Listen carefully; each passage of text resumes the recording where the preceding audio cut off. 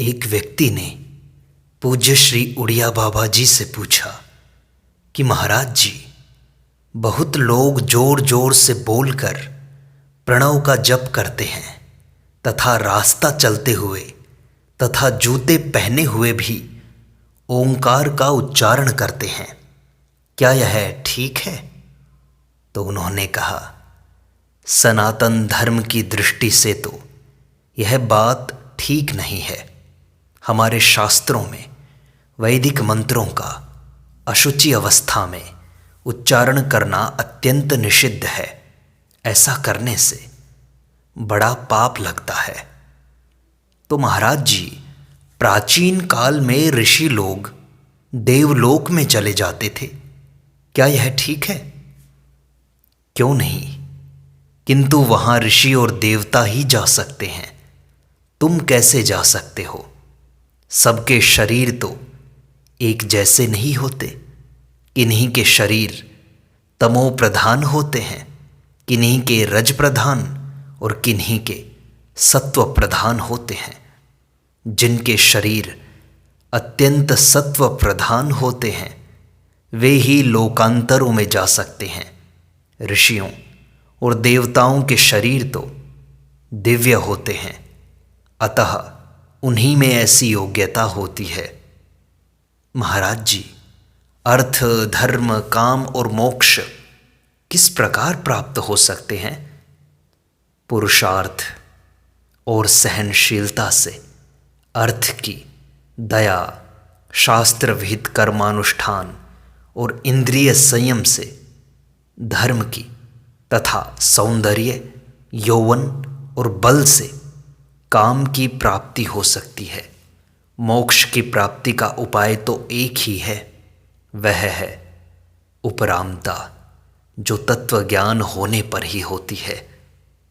महाराज जी, सहनशीलता कैसे हो? अपने को सबसे छोटा समझो या सबसे बड़ा? भक्त अपने को सबसे छोटा समझता है और ज्ञानी सबसे बड़ा। महाराज जी, कहते हैं भगवान दीन बंधु हैं, किंतु आजकल तो संसार में अनेकों दीन और गरीब आदमी भूख से मर रहे हैं। ऐसी हालत में उन्हें दीन बंधु कहना कहाँ तक ठीक है? संसार में जो कुछ है वह सब भगवान का ही तो है, अपना तो इसमें कुछ भी नहीं है। और दीन भी उसी को कहते हैं जिस पर कुछ न रहे। अतः जिसकी ऐसी बुद्धि है कि अपना कुछ भी नहीं है, सब कुछ भगवान का ही तो है, वही सच्चा दीन है। संसार में तो धनी निर्धन दोनों ही की ऐसी बुद्धि नहीं होती, इसलिए वे वास्तविक दीन नहीं हैं। और भगवान तो वास्तविक दीनों के ही बंधु हैं और उन्हीं के प्रति दयालु हैं। अतः उनके दीन दयालु, दीन बंधु, ये नाम ठीक ही हैं। महाराज जी, निष्ठाएं कितनी प्रकार की होती हैं और यह कब समझा जाए कि हमारी निष्ठा दृढ़ हो गई है? निष्ठा के 8 भेद हैं। उनका विवरण इस प्रकार है। ज्ञान निष्ठा, जब केवल ब्रह्म ही ब्रह्म रह जाए, उससे भिन्न कुछ भी प्रतीत न हो। वैराग्य निष्ठा, जब ऐहिक पारलौकिक किसी भी वस्तु में रुचि न रहे, सर्वत्र वैराग्य हो। तीसरी सत्य निष्ठा, जब सत्य ही अपना सर्वस्व रहे, उसे किसी भी प्रकार त्याग न सके। जैसे महाराज युधिष्ठिर थे। जप निष्ठा, जब जप किए बिना रहा न जाए और जप की संख्या पूरी होने से पहले खाना पीना भी अच्छा न लगे। जैसे यवन हरिदास थे। दान निष्ठा, जब सर्वस्व नाश की संभावना होने पर भी दान दिए बिना न रहा जाए। जैसे राजा हरिश्चंद्र। परोपकार निष्ठा, घर में अन्न का भी अभाव है, फिर भी जो दूसरे को दुखी देखकर उसे दिए बिना नहीं रह सकता, उसकी परोपकार निष्ठा समझनी चाहिए। भक्ति निष्ठा, जो तिनके से भी छोटा बनकर और सर्वत्र भगवत दृष्टि होने से सबको बड़ा मानकर सभी की सेवा में संलग्न है, वही भक्ति निष्ठ है। ध्यान निष्ठा, जो सब कुछ भूलकर ध्यान में ही स्थिर रहता है, उसकी ध्यान निष्ठा समझो। इनमें से जब तुम्हारी कोई एक ही निष्ठा रह जाए, दूसरी ओर तुम्हारा मन न जाए, तो समझो कि तुम्हारी निष्ठा परिपक्व हो गई है।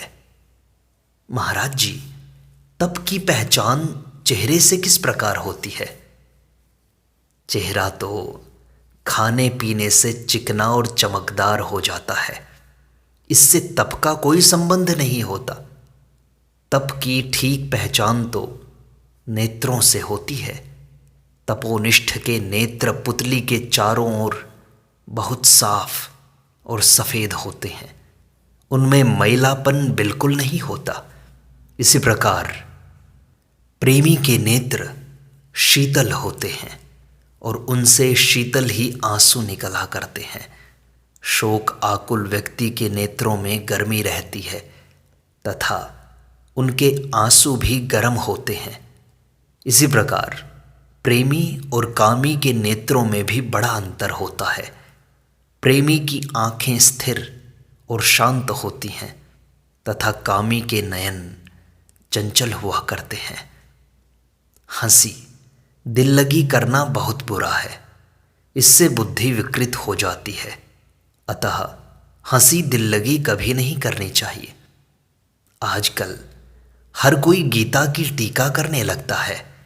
गीता का अनुवाद करना तो दूसरी बात है, किंतु टीका करने का अधिकार तो हर किसी को नहीं होता। केवल आप्त पुरुष ही टीका कर सकते हैं। आजकल के लोगों को टीका करने की क्या आवश्यकता है?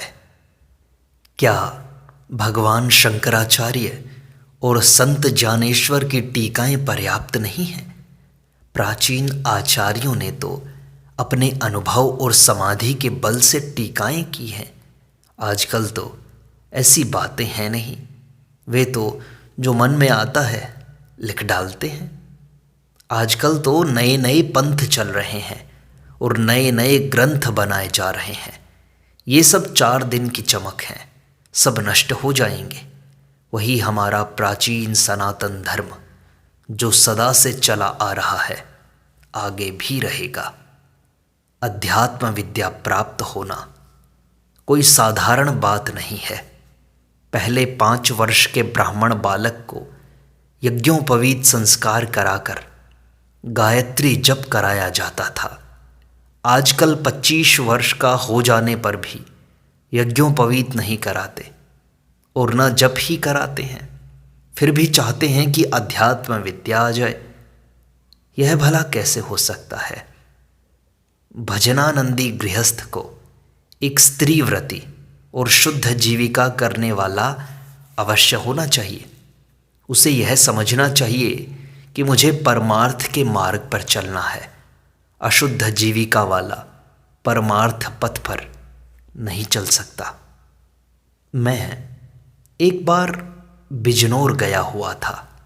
वहाँ पर 2 वेश्याएं हाथ में दातुन लिए मेरे पास आई और प्रणाम करके बैठ गई। वे बोली, महाराज, हमारा उद्धार कैसे होगा? मैंने कहा, तुम्हारे उद्धार में कोई देरी थोड़े ही है। तुम गाना बजाना तो जानती हो, अब सांसारिक गीतों को छोड़कर भगवत संबंधी गाने गाया करो। संसार के मनुष्यों को रिझाना छोड़कर भगवान को रिझाया करो तथा अब से बुरा कर्म मत करो, बस तुम्हारा उद्धार हो जाएगा। अब तक तुम संसार की अप्सरा थी, अब भगवान के दरबार की अप्सरा बन जाओ। दुर्गा पाठ में बड़ी विलक्षण शक्ति है। दुर्गा सप्तशती का एक एक मंत्र साक्षात बाण और गोले के समान है। जर्मनी का गोला तो थोड़ी दूर जा सकता है, किंतु दुर्गा का गोला तो ब्रह्मांड को चीर कर निकल जाता है। दुर्गा का अनुष्ठान करने वाले के सामने देवता लोग भी हाथ जोड़े खड़े रहते हैं। जो काम कोई नहीं कर सकता वह दुर्गा पाठ से हो सकता है।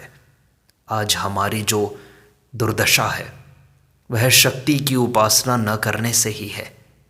पहले तो राजा महाराजा भी शक्ति की उपासना किया करते थे। महाराजा रणजीत सिंह नित्य प्रति भगवती की आराधना करते थे।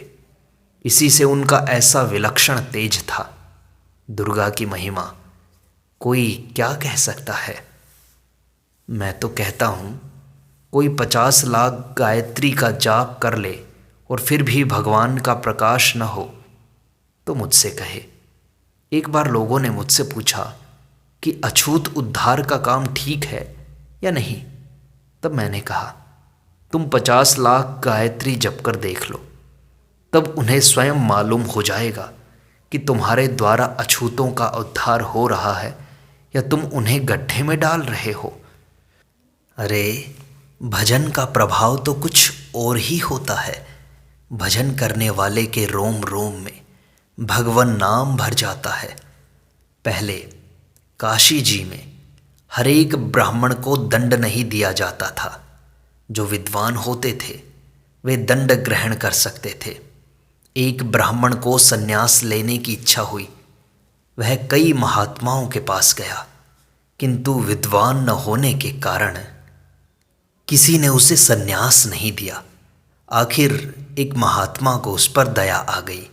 उन्होंने 3 नियमों की प्रतिज्ञा कराकर उसे दंड दे दिया। पहली, नित्य काशी की पंचकोशी परिक्रमा करना। दूसरी, भिक्षा मांगकर खाना। तीसरी, हर समय प्रणव जप करते रहना। उन्होंने दंड ग्रहण करके पूर्णतया इन नियमों का पालन किया। इस प्रकार 25 वर्ष तक निरंतर प्रणव जप करने से उनके रोम रोम में प्रणव मंत्र बस गया और उसका इतना प्रभाव बढ़ा कि बड़े बड़े विद्वान उनके सामने हाथ जोड़े खड़े रहते थे। अब संसार में ईश्वर का भय नहीं रहा। इसी से दिनों दिन अवनति हो रही है। संसार में जीवों का कल्याण भय से ही होता है। जब तक ईश्वर, महात्मा ब्राह्मण अथवा माता पिता से भय रहे तब तक समझो भगवान की अत्यंत कृपा है। जीव यदि निर्भय हो जाए तो घोर पाप करने लगेगा। बहुत लोग तो लोक निंदा के भय से ही पाप नहीं करते। फिर यदि ईश्वर का भय बना रहे तो क्या कहना। जब परमात्मा का भय नहीं रहता तो धर्म का भी भय जाता रहता है। पहले घर में कोई मौत हो जाने पर इसलिए गरुड़ पुराण सुनाया जाता था जिससे लोग पाप करने से डरें। अब परमात्मा और परलोक का भय तो निकलता जा रहा है। फिर लोग पापों से ही क्यों बचेंगे, और पापों से नहीं बचेंगे तो अवनति और अशांति क्यों न होगी। संसार में 4 प्रकार के जीव होते हैं, प्रवाही, कर्मी, भक्त और ज्ञानी। प्रवाही जिसमें स्वभाव से ही राग द्वेष होते हैं। कर्मी जिनका शास्त्र विहित कर्मों में राग हो और अधर्म के प्रति उपेक्षा रहे। भक्त जो भगवत प्रेम में मग्न रहते हैं। इनकी सांसारिक वस्तुओं में उपेक्षा रहती है। संसार की अवनति या उन्नति की ओर इनकी दृष्टि ही नहीं जाती। ये तो निरंतर भगवत प्रेम में मस्त रहते हैं। संसार में इनका न राग होता है न द्वेष। ये दुख को भी भगवान की ही देन समझकर बड़े प्रेम से सहन करते हैं तथा इनका भोजन आदि समस्त व्यवहार केवल भगवत प्रेम के लिए ही होता है। ज्ञानी में तो राग द्वेष की सत्ता ही नहीं रहती, क्योंकि जहाँ अहमता ममता होती है वहीं राग द्वेष रहते हैं। जब अहमता ममता नहीं तो राग द्वेष कैसा? यदि राग द्वेष है तो ज्ञानी को दूर से ही नमस्कार कर लो। राग द्वेष का सर्वथा अभाव तत्ववेत्ता के सिवा और किसी में नहीं रहता। आजकल राग द्वेष से छुटकारा हुए बिना ही हर कोई ज्ञानी बनना चाहता है। राग द्वेष 3 प्रकार का होता है, जैसे पत्थर की लकीर, बालों की लकीर और पानी की लकीर। संसारी मनुष्य का राग द्वेष पत्थर की लकीर की तरह होता है, वह जन्म भर नहीं जाता। उपासकों में जो राग द्वेष होता है वह बालू की लकीर के समान है। प्रेम की आंधी चली कि लकीर मिटी। और ब्रह्मवेत्ताओं का राग द्वेष पानी की लकीर के समान होता है। पानी में लकीर करो तो वह उसी समय मिट जाती है। इसी प्रकार ब्रह्मवेत्ता का राग द्वेष दूसरे क्षण तक नहीं टिकता। जो अपने स्वभाव पर विजय प्राप्त नहीं कर सकता वही पशु है। हमें यदि अफीम खाने की आदत है और हम उसे त्याग न सकें तो हम पशु ही हैं। प्रसन्नता से बढ़कर और कोई आहार नहीं। यदि हमारे अंदर सच्ची प्रसन्नता हो तो फिर भोजन क्या चीज है? मनुष्य का पाप कैसे दूर होता है? भगवान का चिंतन करने से। और मनुष्य से पाप कैसे होता है? संसार का चिंतन करने से। शरीर स्वस्थ होगा तो बुद्धि शुद्ध होगी। इसलिए शरीर को स्वस्थ रखने का प्रयत्न करना चाहिए। मन को हर समय प्रसन्न रखना चाहिए। प्रसन्नता से मन शांत होता है।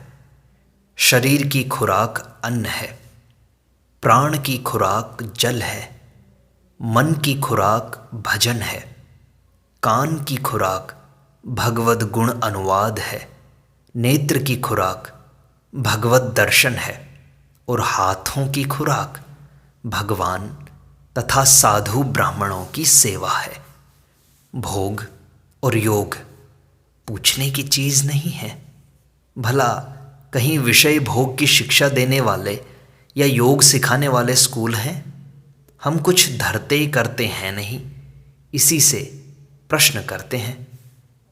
सांसारिक वस्तुओं से सुख शांति मिल जाएगी, यह समझना मूर्खता है। आजकल सब मनमानी करने लगे हैं। एक महाशय मिले, वे कहते थे कि हम सतयुग, त्रेता, द्वापर आदि युगों को नहीं मानते। हमारे विचार से भगवान बुद्ध से ही सृष्टि आरंभ हुई। ज्ञानी सारे जगत को ब्रह्ममय देखता है, कृष्ण भक्त कृष्णमय देखता है और राम उपासक सबको राममय अनुभव करता है। बुरी बात में मन चला जाए तो विशेष हानि नहीं, किंतु बुद्धि नहीं जानी चाहिए। बुद्धि के जाने से बड़ी हानि होती है, क्योंकि बुद्धि न्यायाधीश है और मन पेशकार। पेशकार कितना ही कुछ करे, परंतु माना तो वही जाता है जो न्यायाधीश का निर्णय होता है। देश का कल्याण तब तक नहीं हो सकता जब तक यहाँ सिद्ध संत और वीर पुरुष पैदा न हों। समर्थ गुरु रामदास जैसे महात्मा हों और महाराज शिवाजी जैसे वीर हों, तभी देश का कल्याण हो सकता है। आजकल के लोगों से तो कुछ भी होना कठिन है। भारतवर्ष में सिद्धों और वीरों ने बड़े बड़े काम किए हैं। नेत्र जितने चंचल होते हैं उतनी ही शक्ति नष्ट होती है। बंद करने से उनकी शक्ति बढ़ जाती है। गांधारी पतिव्रता थी। उसने कहा कि जब मेरे पतिदेव नहीं देखते तो मैं भी कैसे देखूंगी, और अपनी आंखों पर पट्टी बांध ली। इससे उसके नेत्रों में अद्भुत शक्ति आ गई थी। इसी प्रकार संयम से प्रत्येक इंद्रिय की शक्ति बढ़ जाती है। जो ब्रह्मचर्य से रहेगा उसके शरीर की शक्ति बढ़ेगी और जो वाणी को रोकेगा उसे वाक सिद्धि प्राप्त हो जाएगी। इसी का नाम तप है। आजकल व्यर्थ गपशप करके, नेत्रों से व्यर्थ जिस तिस वस्तु को देखकर और कानों से अनाप शनाप बातें सुनकर अपनी शक्ति नष्ट कर देते हैं। भारतवर्ष में 3 चीज़ें सबसे श्रेष्ठ हैं: गंगा, गीता और गायत्री। मन में कोई वासना होगी तो पुनर्जन्म से छुटकारा नहीं मिलेगा। इसलिए सब प्रकार की वासनाओं को निकाल दो। रामघाट में एक बड़े अच्छे महात्मा रहते थे। उन्होंने अपनी एक कुटी भी बना रखी थी। एक दिन उन्हें किसी से 2-3 सोने की मोहरें मिल गई। उन्होंने यह सोचकर कि इनसे किसी समय भंडारा कर देंगे, एक पुस्तक में रख दिए। कुछ दिनों बाद वे तीर्थ यात्रा करने बद्री नारायण गए और वहीं उनका शरीर छूट गया। बड़े दिनों पश्चात एक दिन जब उनके शिष्यों ने उनकी पुस्तकों को धूप में सुखाया तो जिस पुस्तक में मोहरें रखी थी उसमें एक छोटा सा सर्प कुंडली मारे बैठा मिला। जिस वस्त्र में यह पुस्तक बंधी थी उसमें कोई छिद्र भी नहीं हुआ था। यह देखकर उन्होंने निर्णय किया कि ये वे ही महात्मा हैं। मरते समय उन्हें इन मोहरों का चिंतन हुआ होगा, इसी से यहाँ सर्प होकर जन्म लेना पड़ा। बस उन्होंने सर्प को जंगल में छोड़ दिया और मोहरों से उनका भंडारा कर दिया। ऐसी होती है वासना की गति। विश्वास करो, विश्वास से सब कुछ हो सकता है। बिना विश्वास कुछ भी नहीं हो सकता। अभी थोड़े दिनों की बात है, अमेरिका के एक गांव में कुछ स्त्री पुरुष गिरजे में सम्मिलित होकर वर्षा के लिए भगवान से प्रार्थना कर रहे थे। उनमें एक छोटी लड़की झट अपने घर गई और छाता ले आई। प्रार्थना समाप्त होने पर सब लोग जाने लगे तो बालिका भी छाता लगाए चलने लगी। उसे छाता लगाए देख सब लोग हंसने लगे और बोले, यह कैसी पगली है, वर्षा का कोई चिन्ह नहीं और इसने छाता लगा रखा है। तब उस बालिका ने बड़े विश्वास पूर्वक कहा, हाँ हाँ, अभी मूसलाधार वर्षा होगी। हमने प्रार्थना जो की है। थोड़ी ही देर में वर्षा होने लगी और सब लोग भीग गए। बालिका छाता लगाए चली गई। सचमुच ऐसा ही विश्वास होना चाहिए। जैसे धन और शरीर के घमंड होते हैं, वैसे ही तर्क बुद्धि का भी घमंड है। भगवत कृपा होने पर यह नहीं रहेगा। रात दिन में मनुष्य की 5 अवस्थाएं होती हैं: जागृत, स्वप्न, सुषुप्ति, मूर्छा और समाधि। इनमें से पिछली तीनों अवस्थाओं में शरीर का भान नहीं रहता। इस दृष्टि से इन तीनों की समानता होने पर भी इनमें बहुत अंतर है। गुरु, इष्ट, इष्ट मंत्र और माला, ये चारों एक हैं। इनमें से एक के भी जाने से साधक व्यभिचारी हो जाता है। अतः इनमें से किसी को भी बदलना नहीं चाहिए। यदि चोरी से भी अपनी माला चली जाए तो उसके साथ आधा भजन चला जाता है, किंतु ऐसा करने से चुराने वाले की भी आगे उन्नति नहीं होती। जानबूझकर अपनी माला दूसरे को देना तो अपनी स्त्री दे डालने के समान है। अतः यावत जीवन एक ही माला से जप करना चाहिए। कर्म 4 प्रकार के होते हैं, जिनमें यहाँ भी सुख और परलोक में भी सुख हो, जैसे कुआं, धर्मशाला या बाग आदि लगवाना। जिनमें यहाँ भी दुख और परलोक में भी दुख हो, जैसे वैश्यागमन, जुआ और मद्यपान इत्यादि। जिनमें यहाँ सुख और परलोक में दुख हो, जैसे राग, रंग या भोगों में मस्त रहना। जिनमें यहाँ दुख और परलोक में सुख हो, जैसे जप, तप, उपवास, व्रत और योगाभ्यास इत्यादि। प्राण को स्थिर करना ही मनुष्य का प्रधान कर्तव्य है और यही मनुष्य जन्म का प्रधान फल है।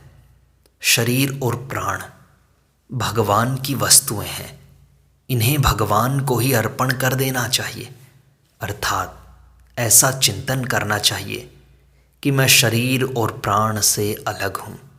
इसे आत्मनिवेदन भक्ति भी कह सकते हैं। मनुष्य शरीर में एड़ी से जंघा तक पृथ्वी का भाग है, जंघा से नाभि तक जल का, नाभि से कंठ तक अग्नि का, कंठ से भ्रू युगल तक वायु का और भ्रू युगल से ऊपर आकाश का भाग है तथा जीवात्मा इन सब से अलग इनका साक्षी है। धर्म के दो प्रकार हैं, सामान्य और विशेष। अहिंसा, सत्य, अस्तेय आदि सामान्य धर्म हैं। इनमें मनुष्य मात्र का अधिकार है और किसी भी प्रकार का पारस्परिक विरोध नहीं है। किंतु विशेष धर्मों में परंपरा से पारस्परिक विरोध रहता है। ये ही विभिन्न संप्रदायों का रूप धारण कर लेते हैं। भगवत भजन भी सामान्य धर्म है, किंतु उसके विभिन्न प्रकार भिन्न भिन्न संप्रदायों की देन है। कर्म, उपासना और ज्ञान ये तीनों कांड अलग अलग हैं।